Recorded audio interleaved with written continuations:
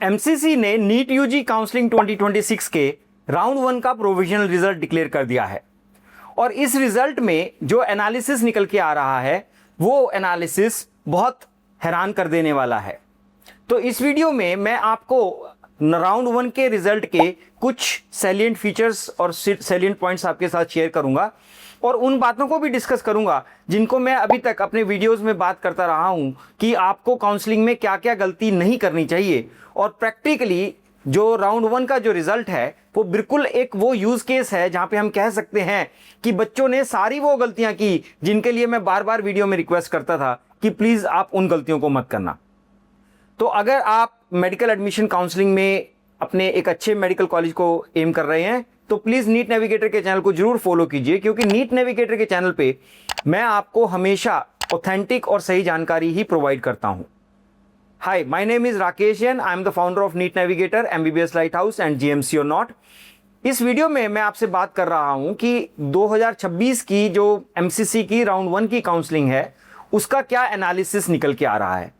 मैं हमेशा एक बात कहता हूं कि आपको काउंसलिंग में पार्टिसिपेट करते हुए 3 चीज़ों का जरूर ध्यान रखना चाहिए। सबसे पहली बात कि आपको काउंसलिंग में चॉइस फिलिंग कभी भी अपने मोबाइल पे नहीं करनी चाहिए, आपको किसी कंप्यूटर सिस्टम पे ही चॉइस फिलिंग करनी चाहिए। दूसरी चीज़ मैं जो हमेशा रिकमेंड करता हूं कि चॉइस फिलिंग करते हुए प्लीज़ किसी बड़े को अपने साथ रखिए। किसी बड़े को अपने साथ रखने से इस बात के चांसेस कम हो जाते हैं कि आपसे कोई गलती हो रही हो और वो चीज़ इग्नोर हो जाए। और तीसरी जो मैं सबसे इंपॉर्टेंट बात कहता हूं, जो अगेन इस काउंसलिंग में भी प्रूव हो गई है कि हिस्टोरिकल जो कट ऑफ्स होती हैं वो सिर्फ एक इंडिकेटर होती हैं। Historical cut offs are not the final words. अगर आप इस रिजल्ट को भी देखेंगे आपको बहुत हैरानी होगी कि जिस तरह के रैंक शिफ्ट्स हो रहे हैं वो प्योरली बिहेवियरल और कहीं ना कहीं सोशल मीडिया के इम्पैक्ट को दिखा रहे हैं। जो मैं एक बड़ी यूनिक चीज़ देख रहा हूं कि जिन स्टेट्स में, जिन कॉलेजेस में कोई उम्मीद नहीं हो सकती है कि वहां पे उतने हाई रैंकर्स जाएंगे, वहां पे बहुत हाई रैंकर्स बच्चे जा रहे हैं। और जहां पे एक अच्छे हाई रैंकर्स बच्चे जाते थे वहां पे मेरिट बहुत डाउन जा रही है। मैं बार बार एक रिक्वेस्ट करता हूं कि प्लीज़ किसी भी काउंसलिंग को ऑप्टिमाइज करने के लिए आपको मेरिट डिस्ट्रीब्यूशन, रैंक मूवमेंट और एट्रिशन एनालिसिस, इन तीनों चीज़ों को समझना जरूरी होता है। बहुत सारे पेरेंट्स मेरे पास आते हैं जो बहुत सारी शीट्स लेके आते हैं कि हमने सर बहुत ज़्यादा डाटा एनालिसिस किया हुआ है। मैं एक सवाल उनसे पूछता हूं कि क्या अगर जब आप बीमार होते हो तो क्या आप मेडिकल कॉलेज में एमबीबीएस करने जाते हो या एक डॉक्टर के पास जाते हो अपना इलाज करवाने? शायद काउंसलिंग में भी बहुत सारे बच्चे और माँ बाप डॉक्टर बनने की कोशिश करते हैं अपनी बीमारी का इलाज करने के लिए। प्लीज़ एक बात को समझिए, आप डॉक्टर बनने की एफर्ट में कहीं ना कहीं अपनी बीमारी को खराब कर लेंगे।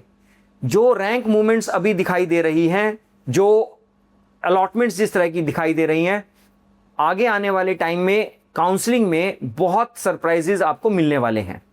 स्पेशली जो अब ऑनलाइन रिपोर्टिंग हो गई है उसका भी इम्पैक्ट आपको आने वाला है। और जिस तरह की मेरिट डिस्ट्रीब्यूशन मैं देख पा रहा हूं अलग अलग स्टेट्स में, जिस तरह की मेरिट डिस्ट्रीब्यूशंस आ रही हैं वो बहुत सरप्राइजिंग हैं।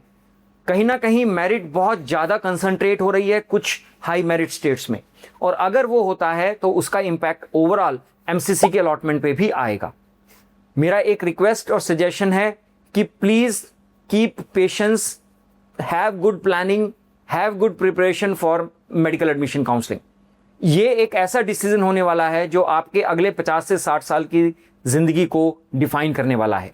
इस डिफाइनिंग मोमेंट को सिर्फ कुछ सोशल मीडिया के पोस्ट्स और कुछ बच्चों की राय को देख के अपनी डिसीजन को इतना ज़्यादा इन्फ्लुएंस मत होने दीजिए कि आप कहीं ना कहीं एक ऐसे कॉलेज में लैंड कर जाएं जो आपके लिए सही अच्छा कॉलेज नहीं था।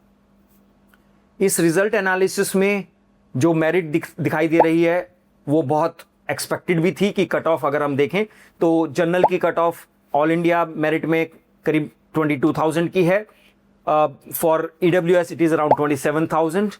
और जहाँ तक हम बात करते हैं एससी और एसटी की, एससी की मेरिट अब की बार काफ़ी लो गई है, 1,04,000 पे करीब पे लास्ट एडमिशन हुआ है और 1,32,000 पे करीब एसटी का लास्ट एडमिशन हुआ है। बट कैसे ये मेरिट आगे मूव करने वाली है ये काफ़ी हद तक इस बात पे डिपेंड करेगा कि ऑनलाइन रिपोर्टिंग में बच्चे कैसे बिहेव करते हैं। अगर ऑनलाइन रिपोर्टिंग में सीट ब्लॉकिंग हो गई, पूरी पाइपलाइन चौक हो गई, तो डेफिनेटली मेरिट मूवमेंट 3 राउंड तक नहीं होने वाली है। जहां तक स्टेट्स की बात है, बहुत सारे स्टेट्स ने अपने शेड्यूल्स को एमसीसी के अलाइन कर दिया है, तो उसका इंपैक्ट भी आपको देखने को मिलेगा कि कौन सा स्टेट कब अपना राउंड 1 खत्म करता है और उससे पहले एमसीसी की ज्वाइनिंग की डेट खत्म हो जाती है या पेंडिंग रहती है। इन सब चीज़ों का इंपैक्ट आपके काउंसलिंग के रैंक मूवमेंट पे होने वाला है।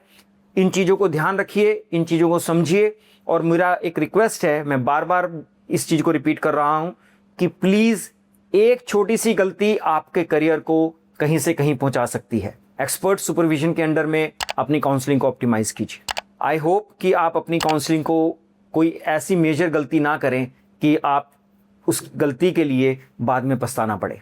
Wish you all the best and thank you.